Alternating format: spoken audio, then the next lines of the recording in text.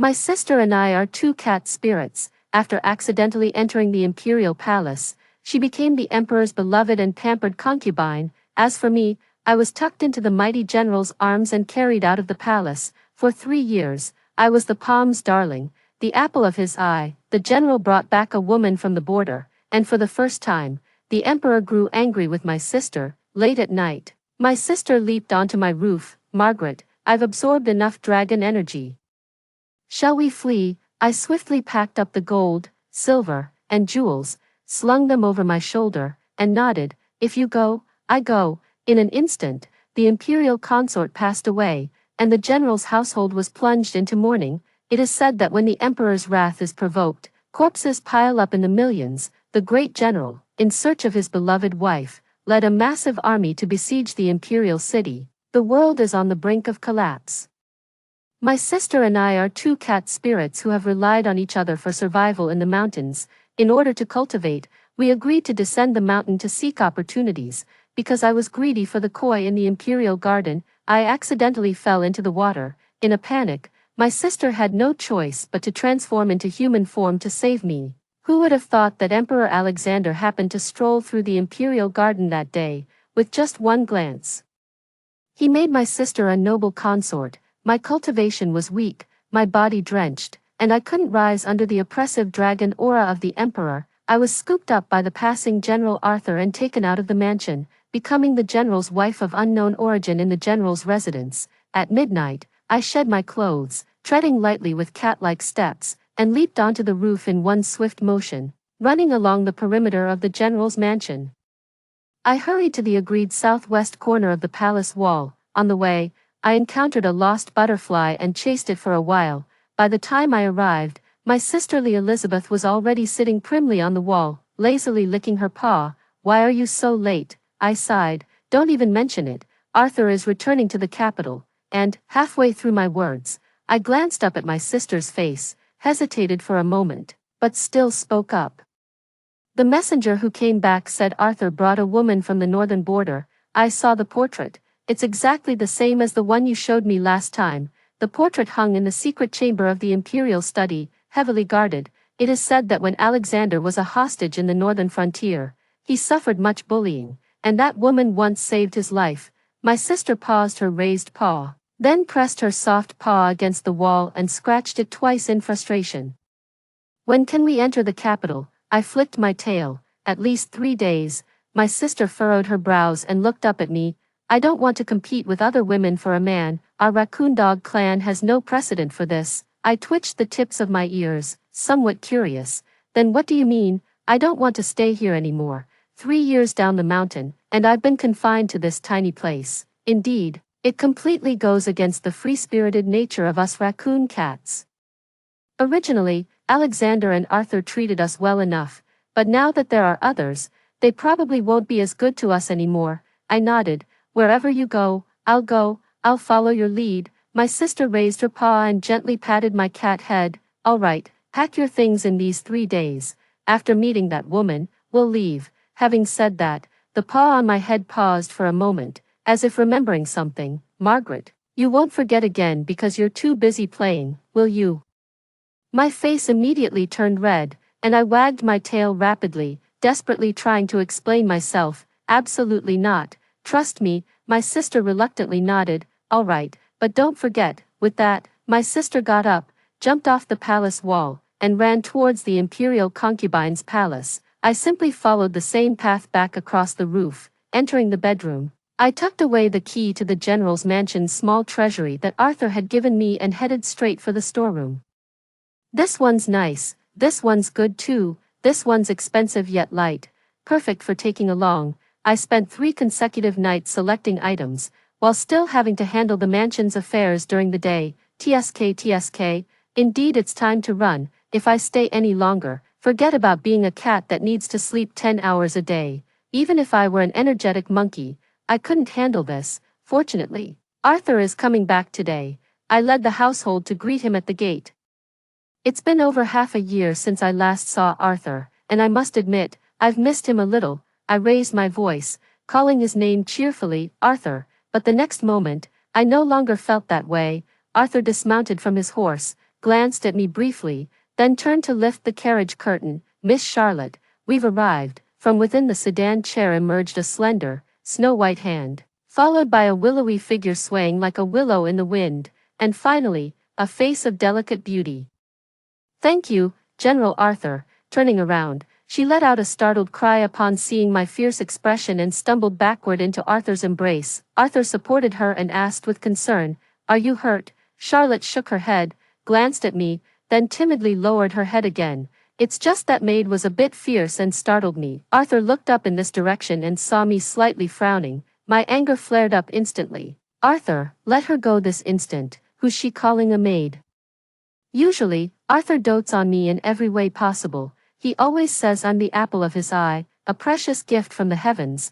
In the 3 years since coming down the mountain, I've been running wild in the general's manor. No one's ever dared to give me attitude. This was the first time someone dared to call me a maid to Arthur's face on purpose. I thought Arthur would stand up for me, but he just said impatiently in a low voice, "Margaret, stop making a scene." Making a scene, me.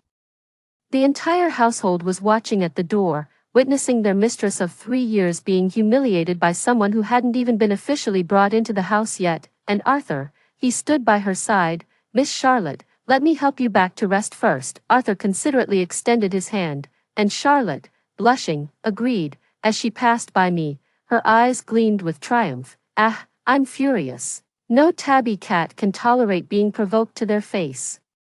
I abruptly reached out and blocked the path between the two, glaring at Arthur with wide, angry eyes. I demanded, "Arthur, tell me, am I still the mistress of this household or not?" Pointing at Charlotte, I declared word by word. I said, "I won't allow this woman to step through our door." Arthur looked at me with a complicated gaze and finally said, "Margaret, I still haven't married anyone to this day." My heart sank halfway, as if a fishbone had pricked my throat, stuck in my throat, neither going up nor down. It was unbearable. My eyes instantly reddened. "You're saying you didn't marry me? What was that life-risking rescue back then, that marriage proposal in the ruined temple all about?" A flicker of heartache flashed in Arthur's eyes as he released Charlotte's hand and took a step forward. I thought he was going to embrace me, but instead, he leaned close to my ear and dropped a thunderbolt. "A mere fox spirit dares to dream of becoming the mistress of the general's manor." I trembled all over, as if plunged into an icy abyss, watching him support Charlotte as they walked away. I was so angry I couldn't speak. Fuming, I returned to my room, thinking that with Arthur embracing his beauty, he wouldn't remember an old flame like me, so I simply changed my form, leaped onto the wall, and slipped into the palace. After searching for a long time without finding any trace of my sister, I instead spotted a hurried maid at the entrance of the imperial study. Could it be? In the imperial study, I stealthily crept beneath the window of the imperial study, climbed a tree to peek inside. Sure enough, she was there. My sister stood by the wall behind the desk, the secret chamber's door wide open, holding that portrait. She wept as if her heart would break. "Who is she?" Alexander stood in place, clenching his hands. "What does it matter if you tear it? She has already returned to the capital. The portrait has long lost its meaning." Her sister paled, stubbornly asking once more, "I just want to ask you one thing. In these 3 years of favor, was there even a single moment when you truly cared for me?" Alexander glanced at her sister's face and finally replied coldly, "Never, you big jerk." Back then, he doted on my sister endlessly. When she fancied the vibrant silks from the western regions, Alexander splurged without hesitation, covering entire walls with them for her, though my sister later used them as scratching posts. When Alexander found out, he simply praised her. "Elizabeth's scratches are exquisite. I think they look even better than before." Hearing that even made me feel guilty. Sister loves soft fur, so Alexander opened his private treasury for her to choose freely. He even had the pelts from his post-coronation hunts sewn into a fur blanket. That vibrant gray fur could cover the entire floor of the imperial concubine's bedchamber. But now, before even meeting that woman Charlotte, he's already changed his attitude towards sister. Scum. The elder sister was taken back to her bedchamber by the palace attendants, and Alexander stood there for a long time.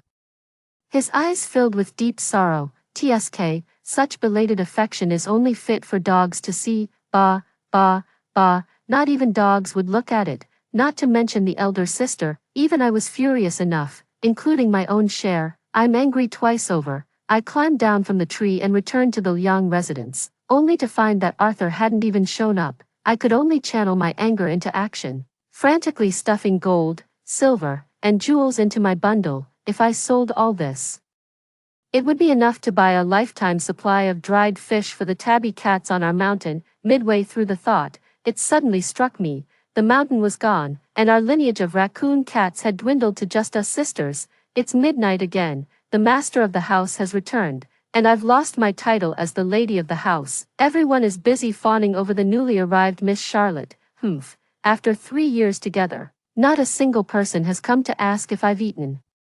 There's a faint sound of footsteps on the roof. Someone is lifting the tiles. I sniffled pitifully and called out softly, "Sis." She peeled back 2 more scales, transformed into her original form, and leaped down. "Margaret, I've absorbed enough dragon energy and left a decoy over there. Are you coming with me, or staying a while longer?" Having heard me praise Arthur countless times before, my sister mistook my gloomy expression for reluctance to leave. I shook my head vigorously. "No.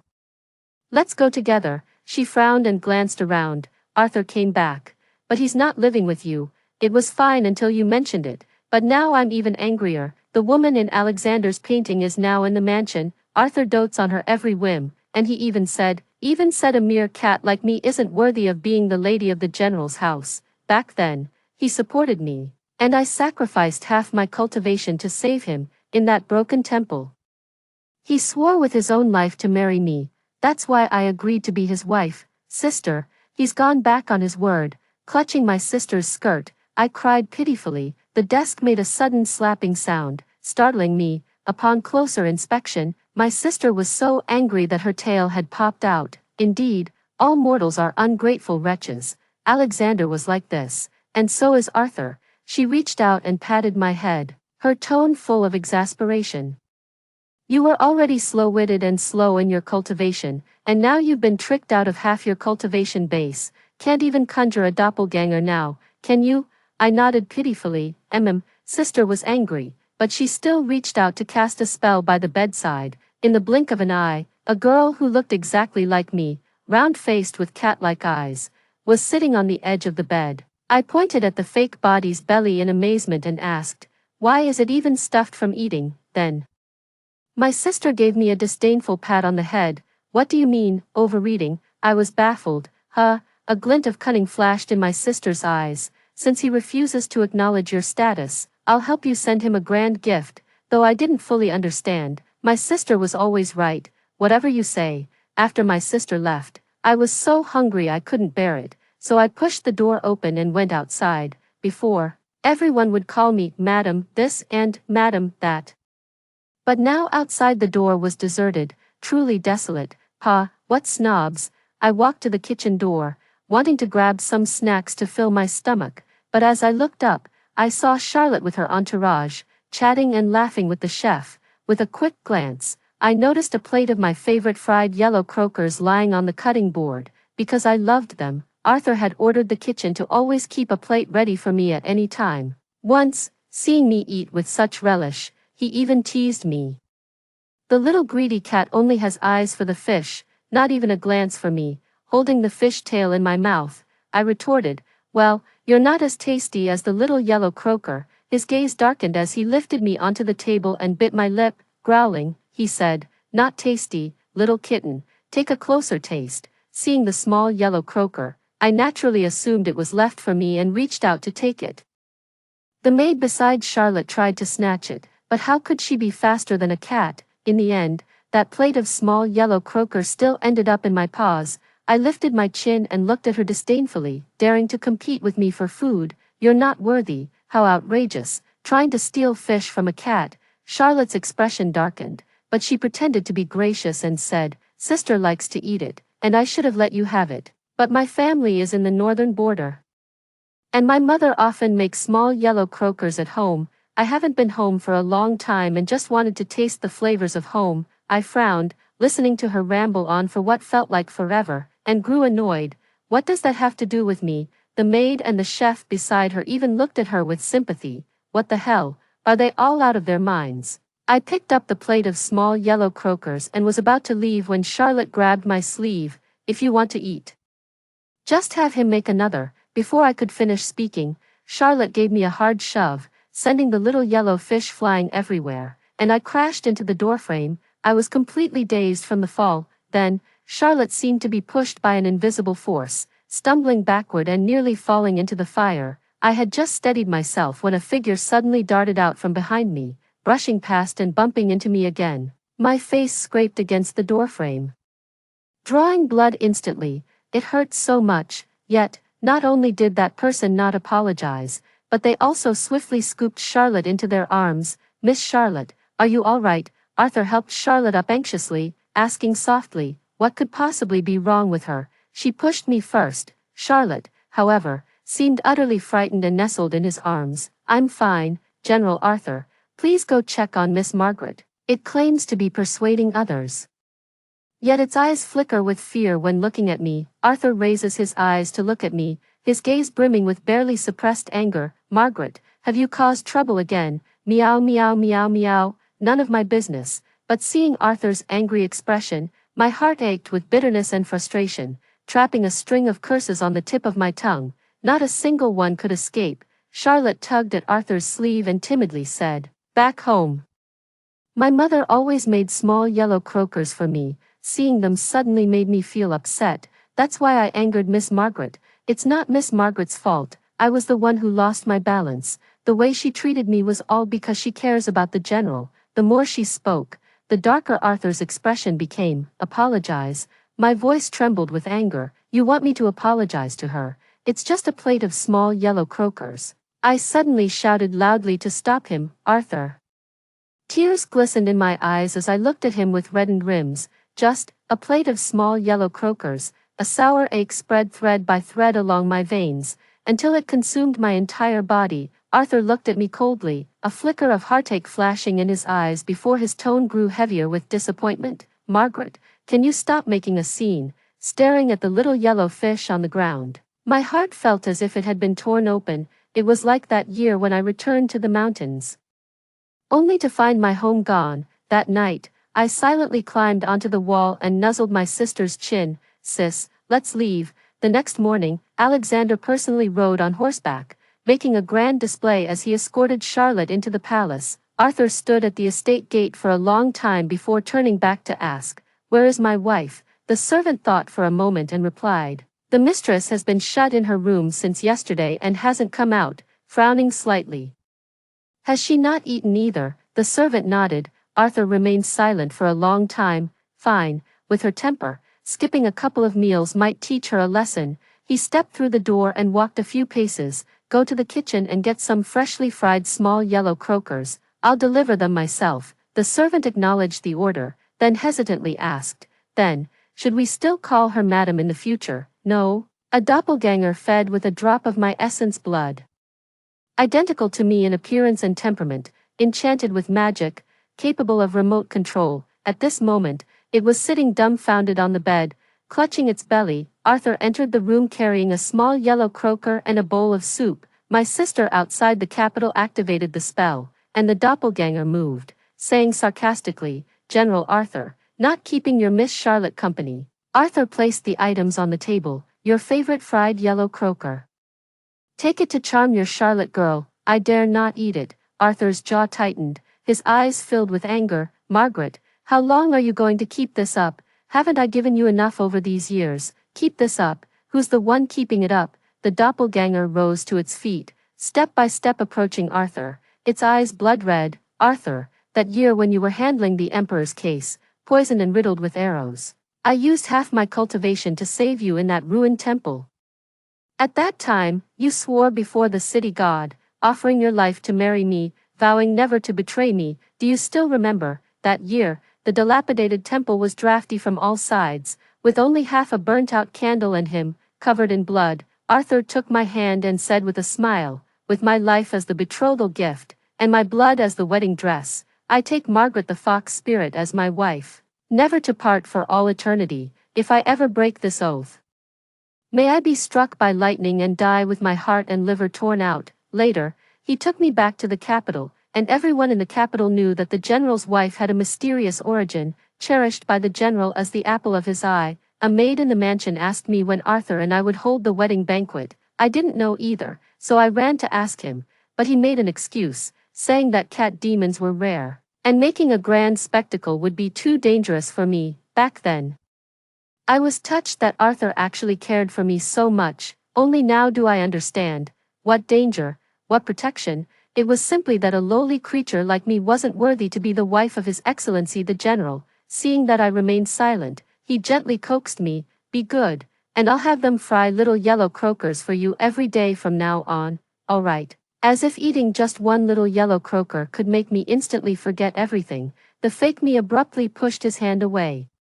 Glaring in anger, "Arthur, Margaret, am not some pet you can kick away when you're disgusted and cuddle when you're fond of." Arthur lost his patience, his brows furrowed with irritation. "Then what do you want? What happens to me in the future is none of General Arthur's concern." The decoy turned to leave but was abruptly yanked back by Arthur, who grabbed their arm in frustration. "I didn't want to resort to force, but you just refused to listen." He pressed the decoy body onto the table, picked up the nearby soup bowl, and fed the entire contents into her mouth without spilling a drop. The petite figure struggled with all her might. "What did you feed me?" Arthur's expression remained cold. "Just a little something to strip you of your magic." A large hand gripped the round face, his voice as cold as ice. "Margaret, even if you're unwilling, you can only stay by my side for the rest of your life. Everything but a title I can give you." The fake body gnashed its teeth and cursed at him. "Arthur, you're out of your mind." Arthur pinned the person down, gripping my chin, about to kiss when he suddenly froze. "Your face." Outside, a clamor of hurried footsteps echoed, followed by Imperial guards bursting in. Cutting off the conversation, Arthur released the person, his expression displeased. "What is it?" the leading general urgently said. "The Imperial concubine and Miss Charlotte in the palace have both been poisoned simultaneously. The medicinal catalyst required is the inner elixir from the belly of a raccoon demon. It is said that there is a certain young lady in the general's residence. His Majesty has ordered me to bring her into the palace." Arthur suddenly looked up, and through the eyes of the doppelganger, I clearly saw him remain silent for a moment before nodding. "I will accompany you into the palace." "Arthur, are you going to help them kill me?" Even though I knew he had changed long ago, I still found it hard to catch my breath at this moment. Once a demon's inner core is extracted, death is certain. He frowned. "It's not about killing you, just that I need your inner core to save someone." "Extract the core, to save someone, that's all." Arthur stared at me intently, then spoke coldly after a long pause. "You'll survive. I've tried many times." The soldiers were coming to take him, and the doppelganger cried out, begging Arthur to save him. "Arthur, I'll die." His fingers clutched at the hem of Arthur's clothes, turning white with the strain, almost tearing it apart. "I'm pregnant with your child. I'm pregnant with your child." Yet the man bent down, whispered my name, and just as I thought he would save me, he said, "How could a human and a cat demon have a child?" "Margaret, don't lie. Saving Miss Charlotte is your blessing. Don't be afraid. I will definitely keep you alive." With that, in the face of my despairing expression, he pried open my tightly clenched fingers. "Let's go." In the bedchamber, Charlotte leaned weakly against Alexander's chest, coughing intermittently. The decoy was roughly forced to kneel on the ground. Arthur paid no heed and stepped forward. "Is Miss Charlotte all right?" Alexander's expression turned cold. The imperial concubine, in her bid for favor, poisoned both herself and a girl with the same toxin. Does she truly believe I won't take action against her? Charlotte coughed twice more, her eyes brimming with tears as she looked at Arthur. "I'm afraid. I'm about to die." Arthur frowned. "Didn't you say we needed the inner core of a cat demon as the medicinal catalyst?" With that, he turned to Alexander. "And how did your Majesty come to know there's a cat demon in my household?" Charlotte glanced at me, wiping away tears that hadn't even fallen. "Don't blame Brother Arthur. He was just worried about me. It's my fault." Seeing him so concerned, I remembered you mentioning you'd kept a cat demon at home for years, and that's how it slipped out. I never expected that the cat demon would be Miss Margaret. Just let me die. Don't save me." With that, he made a show of rushing toward a pillar. But before taking a single step, his legs gave way and he collapsed into Arthur's arms. Alexander took hold of the man and cast an indifferent glance at the fake body. It's not your fault, it's just that these demons are not of our kind. They deserve to die. General Arthur, you wouldn't be reluctant, would you? Arthur remained silent for a moment, then shook his head. Her inner core can save lives. It's her blessing, moreover. It's His Majesty's command, as your subject. I naturally have no objections. Alexander helped Charlotte sit back on the bed, gave her some water, and issued the order without even looking. Drag it out and extract its inner core to make medicine for Miss Charlotte. Yes, as I saw that person approaching the decoy, I quickly pressed down on my sister's paw. Since he wants to kill me, then let him come and do it himself. My sister looked at me with pity in her eyes and, after a long pause, nodded. The fake body, hanging its head, suddenly let out a cold laugh and raised its eyes to say, General Arthur, so loyal to the king, must be willing to serve His Majesty personally. No, his gaze fixed directly on me, and to show his loyalty, he finally uttered coldly, fine. The fake body was tied to a wooden frame, with Arthur standing before her. I'll be quick, Margaret, I won't make it too painful for you. The doppelganger stubbornly spat out just 2 words. Scum. The knife piercing into flesh should have been excruciating, but I felt nothing. Naturally, neither did the doppelganger. Only Arthur, staring at the protruding belly, broke into a sweat as if sensing something. His hand holding the knife trembled uncontrollably. What is General Arthur waiting for? Alexander spoke up. Arthur gritted his teeth, his eyes bloodshot as he looked at me. Forgive me, Margaret. Blood trickled from the blade to the hilt, then stained his entire hand, before finally pooling at his feet, dyeing the ground crimson, splitting open the belly's flesh. The bloodied, barely formed kitten cub lay inside, its fur not yet fully grown, clutching a dark red inner core in its embrace. General Arthur, who had killed countless on the battlefield without batting an eye, found his hands trembling uncontrollably for the first time. His breath came in rapid gasps, his eyes filled with crimson. It's the doppelganger, pale as paper, leaned slightly forward and told him with a smile, your child, it was you who killed him with your own hands. Arthur's blood-stained hands trembled violently. Frantic, he reached out to push the little raccoon dog toward them, but there was too much blood. The decoy body, its inner core extracted, slowly closed its eyes. The cub's body temperature gradually cooled in his hands, leaving only the inner core, which gleamed brilliantly in the dish. His face was deathly pale, sweat, tears, and blood mingling together as he knelt in disarray before Alexander, offering up the inner core. Beneath his eyelids lay a hatred that ran bone deep. Your Majesty, this subject is unwell and shall take his leave now. Very well, proceed. Alexander took the inner elixir and glanced at it, then instructed the eunuch, brew it into medicine to detoxify Miss Charlotte. But when the medicine was handed over, the imperial physician hesitated again. Your Majesty, this inner elixir is only enough to make an antidote for one person, Miss Charlotte and the noble consort. Which one should we? Alexander frowned, but before he could speak, Charlotte sensibly interjected, give it to the noble consort, though she was the one who poisoned me.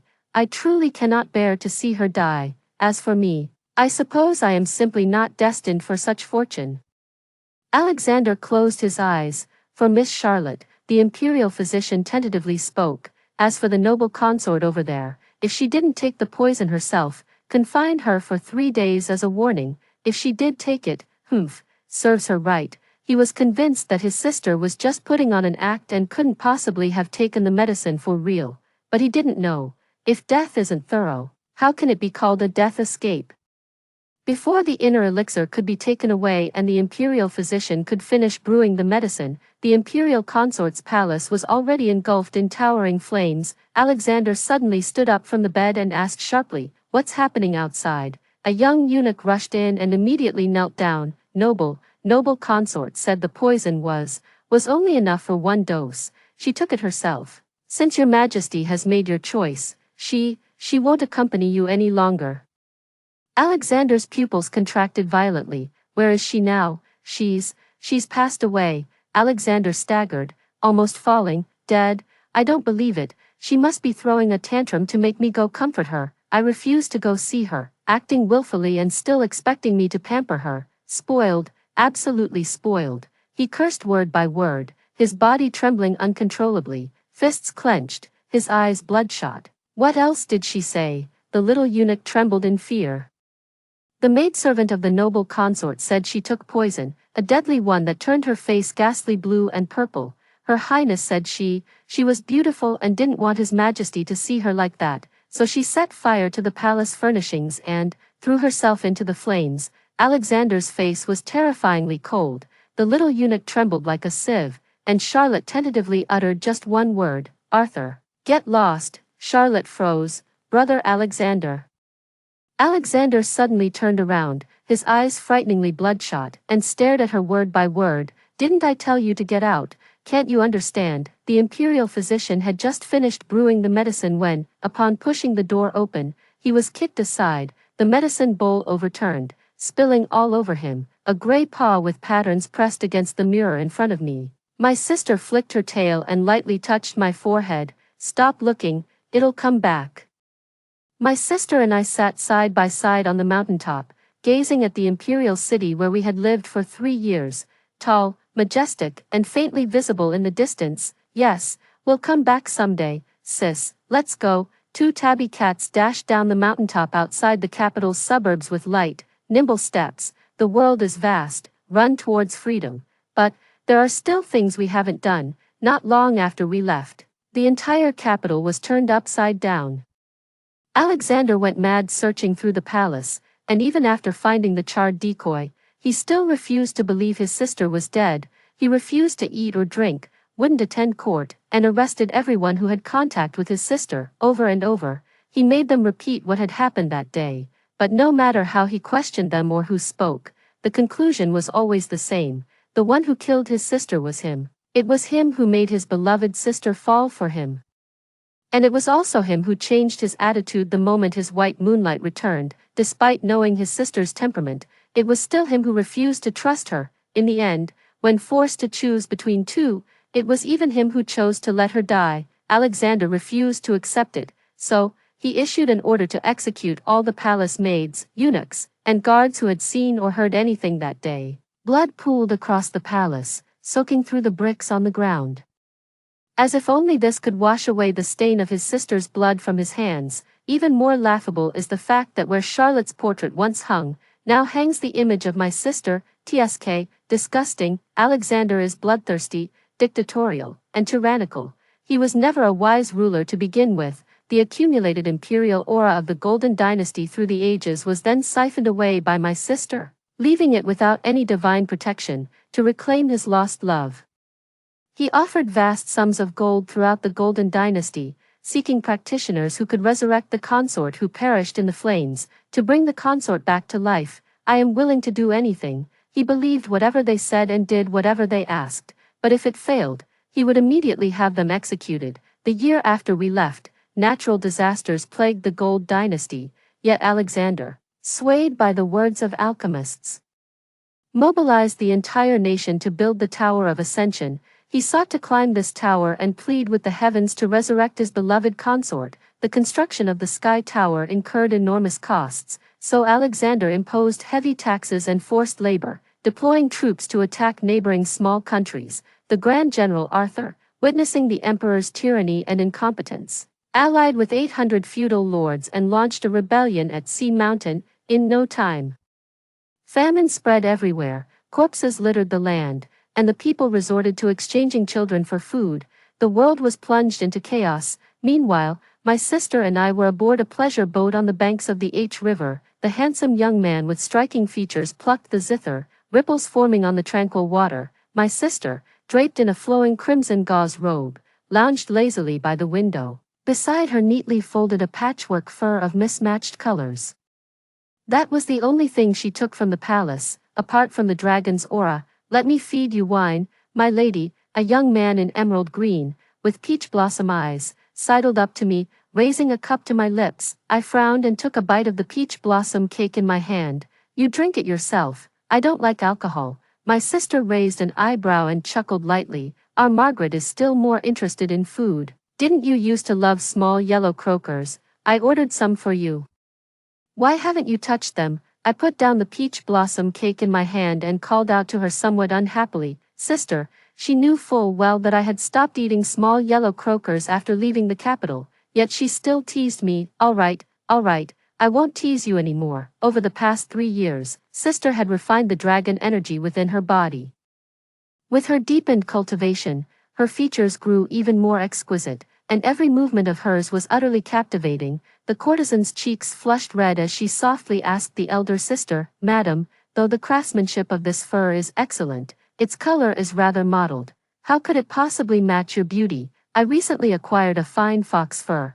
If madam would like it, I'd be happy to gift it to you. Wouldn't that be better?" The elder sister reached out to caress his face, laughing so hard her whole body shook like a flower in the wind. "What do you know? This fur is perfect as it is." "Very well indeed." My sister enunciated each word with deliberate emphasis. The courtesan, utterly bewitched by her smile, fawned over her, pouring wine, offering fruit platters. Tsk, tisk, truly a sight too embarrassing to behold. Having lost my appetite for sweets, I rose and left the painted boat. I walked along the hull until I reached the deck. Beneath the vast expanse of sky and water merging at the horizon, a lost butterfly alighted upon my shoulder. Cough, cough. Seeing no one around, I reached out to grab it, but suddenly felt a chill on the back of my neck. My fingers loosened, and the butterfly cupped in my palm flew away. I turned my head stiffly, and there, standing on another painted boat about 7 or 8 meters away, was Arthur, whom I hadn't seen in 3 years. The air fell silent in an instant. I sprang up to flee. But there was no escape on the painted boat. My pupils contracted as I left a mark on the deck and flipped over, plunging into the icy river below. "Margaret!" Above me, Arthur's voice roared out of control. I paid no heed and swam straight toward the riverbank underwater. Suddenly, there was a loud splash behind me. It was Arthur, but he couldn't swim. I hesitated for just a moment, and then a net carved with incantations descended from the sky, trapping me within it. When I was hauled out of the water and brought before Arthur, his eyes were blazing red as he stared at me. "Margaret, you still can't bear to see me die." I raised my eyes and looked at him calmly. "Speaking the truth, I turned back just to watch you drown with my own eyes." Every word struck straight at the heart. "After you cut open my body and killed our child with your own hands, do you really think I still care about you?" His chest heaved violently before gradually calming down. As he forced a pill into my mouth, I didn't struggle, speaking with faint mockery. "After feeding me the medicine, General Arthur, who will you cut open to save with my inner core?" He remained silent, raising his hand to remove the net and carrying me to the bedside, answering without addressing the question. "I know it was all fake, Margaret. After you left, I replayed every moment of that day in my mind countless times, until I finally remembered. Your face had been injured the night before. Yet by the next day, it was completely healed." He held a handkerchief, gently drying the water from my hair. "You're a cat spirit. How could you die so easily?" I looked at him with mockery. "Right, cat demons aren't so easy to kill, so that's your excuse for hurting me without restraint." Arthur clutched the handkerchief tightly, staring fixedly at me. "Charlotte is the illegitimate daughter the northern king left among the commoners. The north is rich in ores, Alexander wants them, and so do I. He has the ambition to unify the world, and so do I. For the sake of ambition, I can only, I'm sorry." He gripped my hand tightly. "But Margaret, believe me, I will never let you die. I have a way to extract the inner core without killing the demon." I nodded and believed him. "Then how did you train it?" Arthur stiffened slightly all over. The look in his eyes toward me gradually filled with the terrifying truth he had guessed. I said, "Was it when Alexander had just ascended the throne?" "By practicing on over 200 cat demons from Mountly, carve out their inner elixirs for medicine, flay their flesh, bury their bones and blood beneath the imperial city, trampled by countless feet, all to eternally secure the foundation of your golden dynasty." Why couldn't a single cat demon be found in the entire capital when Charlotte needed saving? Because they're all dead. Arthur, was it easy slaughtering my kin? Did their blood burn hot? You deceived them by exploiting their kindness, then stabbed them with a knife.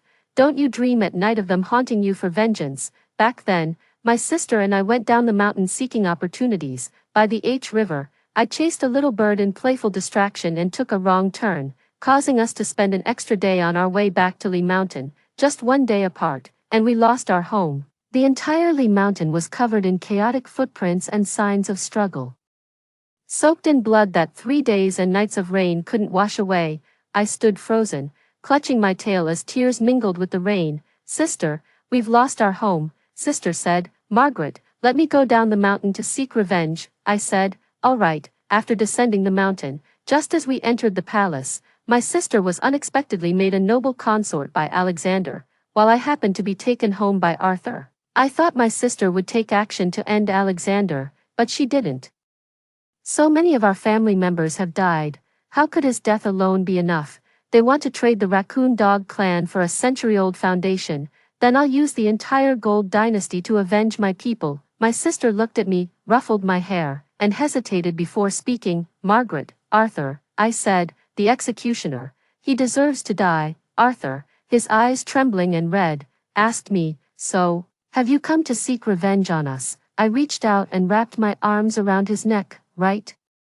You and Alexander, neither of you will escape." On the 9th day of the 7th month in the Gold Dynasty, Alexander was set to ascend the newly constructed Tower of Ascension to execute Charlotte, the one he believed to be the culprit behind his sister's death, sacrificed to the heavens, praying for my sister's resurrection. In the suburbs of the capital, Arthur held me tightly on horseback. With a vast army of soldiers behind us, Arthur tightened his embrace around me. "Margaret, I'm about to avenge you." I didn't even glance at him. I merely said indifferently, "I'd be happier if you were dead." He froze for a moment, said nothing more, and simply gestured toward the city gates to signal the attack. With heavy troops surrounding the city, the entire capital descended into chaos. Countless oppressed citizens desperately surged toward the city gates, scrambling to open them. A loyal minister advised Alexander, "Your Majesty, the rebels have stormed the palace. Let us retreat outside the palace for now to avoid the turmoil. In the future, we can return to the capital and revive Her Majesty." "All right." Alexander stood before the gate of the Ascension Tower, with Charlotte, whose form was barely recognizable, being restrained by soldiers behind him. "If I leave, Elizabeth will be angry when she returns and cannot find me." After saying this, amidst the clamorous pounding at the palace gates, he stepped forward and ascended the Ascension Tower. Charlotte was shoved forward and tied to the rack, enduring 3,360 cuts, each drawing blood but none fatal. Scream after scream echoed incessantly as Alexander lit incense and began writing his edict of self-reproach on yellow paper. Stroke by stroke, Alexander, Emperor of the Golden Dynasty, having reigned for 7 years, lived in extravagance, slaughtered innocents without cause, and imposed heavy taxes, leaving the people in unbearable suffering. "In this life, I have committed countless evils, slaughtering millions for my own selfish desires. I seek no mercy from heaven, only that I may see Elizabeth once more before I die. Even if it costs me my life, I would die content. I am willing to offer a sacrifice, sliced by 3,600 cuts. If that is still not enough, then take my life as well." With these words, he lit the yellow paper and tossed it into the great cauldron. After waiting 3 breaths, nothing happened. Charlotte, covered in blood, laughed wildly. "You heartless, ungrateful lunatic, you deserve this." Alexander knelt in despair atop the high platform, staring at the massive cauldron before him, when suddenly he burst into mad laughter. "I'll trade the lifeblood of the Golden Dynasty, just to see her one more time." Before his words even faded, the Ascension platform began to tremble violently. In mere moments, the towering structure that once reached the clouds was reduced to crumbling ruins. Alexander was nearly crushed to death, his body coated in dust, blood gushing from his lips as he lay in utter disarray. The red gauze skirt came to a stop before him. He trembled all over and raised his head with difficulty. "Elizabeth, you came to see me."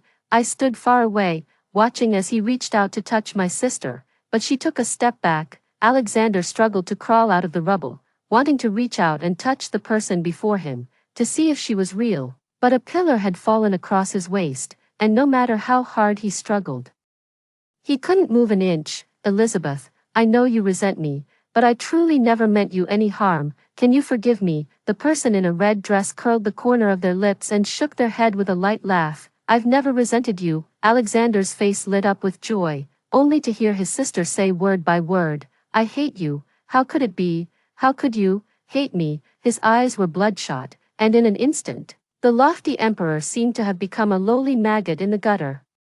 Tears left 2 streaks of dust on his face, as if clutching at a lifeline. He looked at the gray patchwork fur draped over his sister's shoulders. It was from the strongest of the wildcats he had personally hunted down during his excursions, a gift he had once presented to his sister. "You still keep the gift I gave you, and it was the only thing you took when you left. Elizabeth, you still care about me, don't you?" "No." My sister affectionately nuzzled her face against its soft fur. "Elizabeth." "Margaret, don't these 2 names sound alike?" Alexander's face turned as pale as paper in an instant. The words came out with difficulty. "Lee, are you also a cat demon?" Sister didn't speak again, just looked at him. Alexander smiled bitterly, coughing up large amounts of blood, and asked sister with a desolate expression, "Elizabeth, in those 3 years together, did you truly never love me?" For a moment, I was dazed. Back then, when I went to the palace to find my sister.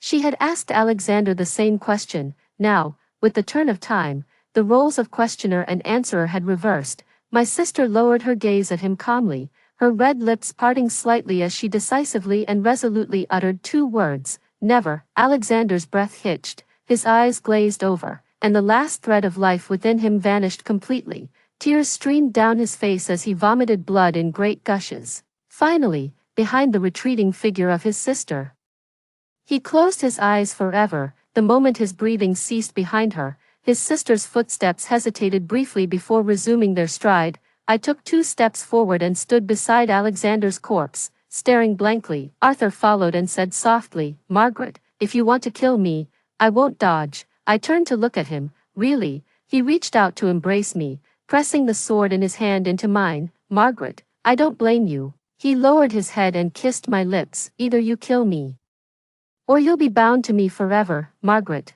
choose." The hand holding the sword trembled slightly. I had never killed anyone before. Arthur was gambling, betting on my kindness that I wouldn't kill him, betting that I was just a stray cat he picked up who only knew how to eat small yellow croakers, betting that he held a place in my heart. But I'm a cat demon. The moment the sword clattered to the ground, I saw joy in his eyes. Yet the next instant, the cat demon's sharp claws pierced his chest. "How could this be? How could you still have the ability after taking the medicine?" I stared fixedly into his eyes and asked him calmly, "Arthur, do you think I'd believe you a second time?" In his stunned gaze, I leaned close to his ear and whispered, "Didn't you ask me why I like eating small yellow croakers? That's because the raccoon dog I once loved was called Little Yellow Croaker." Arthur spat out a mouthful of blood, his eyes bloodshot as he glared at me. "If you're going to ask the same question as Alexander, then I can give you the same answer. I never loved you. Everything was just revenge against you. You are a blade wielded by my sister and me to sever the lifeline of the Gold Dynasty. My words of love for you were merely the necessary catalyst in this scheme. Arthur, an executioner does not deserve to live, nor does he deserve to be loved. You belong only in hell." Arthur's throat gasped like a bellows, struggling to speak. But he only felt the darkness growing heavier before his eyes. "Margaret," his eyes brimmed with tears as he tried to call out to me again. Suddenly remembering something, I crouched down beside him. "Arthur, I hope we never meet again in the next life." With the death of the rebel leader Arthur, infighting broke out within the rebel alliance, and the Golden Dynasty was left leaderless, plunging into chaos. On the mountaintop in the suburbs of the capital, the elder sister raised her hand and yawned. "The Golden Dynasty's century-old foundation has collapsed. I want to return to Lee Mountain to regroup our clan. What does Margaret think?" I nodded with the little yellow croaker in my mouth. "I think everything my sister says is right." My face was pinched by my sister's hand. "I think Margaret is also right." The 2 of them burst into laughter together. The day was breezy with light clouds, a fine weather indeed, just like the day when I first met him. A round-faced, cat-eyed girl looked at the cat-eared boy with his tail dipped in the water and asked curiously, "What are you doing, Margaret? Do you like eating small yellow croakers?" "I like you." The young man shyly twitched his ears, his face flushing crimson. "Then I'll catch little yellow croakers for you for the rest of my life." "Okay." After hearing the story above, what are your thoughts? Feel free to share your opinions in the comments section. Looking forward to hearing from you. If you liked this story, don't forget to like it, share it, and subscribe to my channel. See you next time.